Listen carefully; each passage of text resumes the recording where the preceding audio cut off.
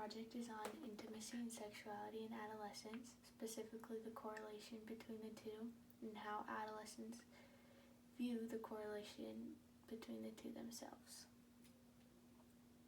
Intimacy is a closeness between individuals, both physically and emotionally. Sexuality is a person's capacity for sexual feelings or their sexual preferences. Erik Erikson, in his stages of development, focuses on these two things in identity versus role confusion and intimacy versus isolation. The first stage that we're talking about, the identity versus role confusion, is when an adolescent is starting to discover what they want and what's important to them. This is important with sexuality and intimacy because first with sexuality, it's when adolescents discover what they want and what they prefer. It's when they figure out specifically who they're attracted to and what they're attracted to. For intimacy, this is when adolescents are forming relationships that they think are important.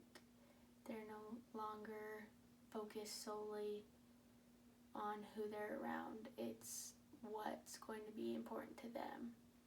For the intimacy versus isolation, that's in late adolescence and young adulthood, and that's taking it a step further to where they're forming these relationships to last and benefit themselves.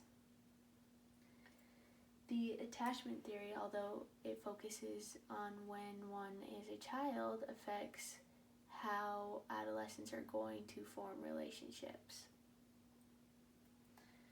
I decided to do my own research, and to do this, I randomly selected a male and female from 7th grade to 12th grade from each grade, and I asked them a series of questions.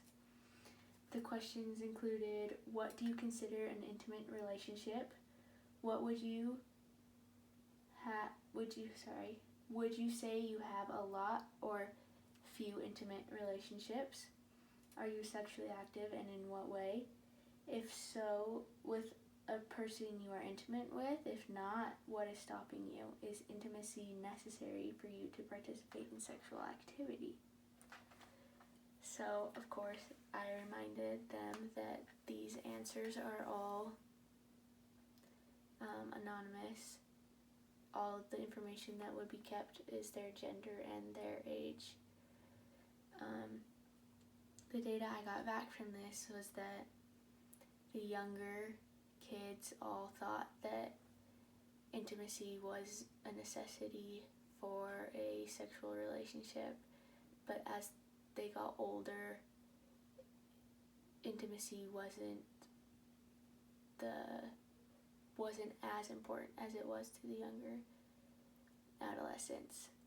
I also discovered that females tended to say they had more intimate relationships because when they were defining intimate relationships, they talked about people that they cared about non-romantically as well, like their friends and their teachers and peers and people around them, whereas the majority of the males defined intimate relationships as someone you are romantic with or you are family. So,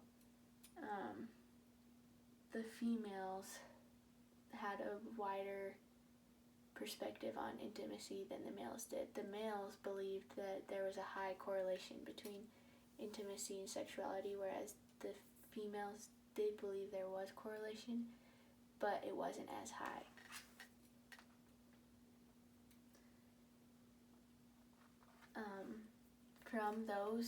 From that information that I gathered about what the adolescents themselves thought about intimacy and sexuality and what Erikson talked about with intimacy and sexuality, I concluded that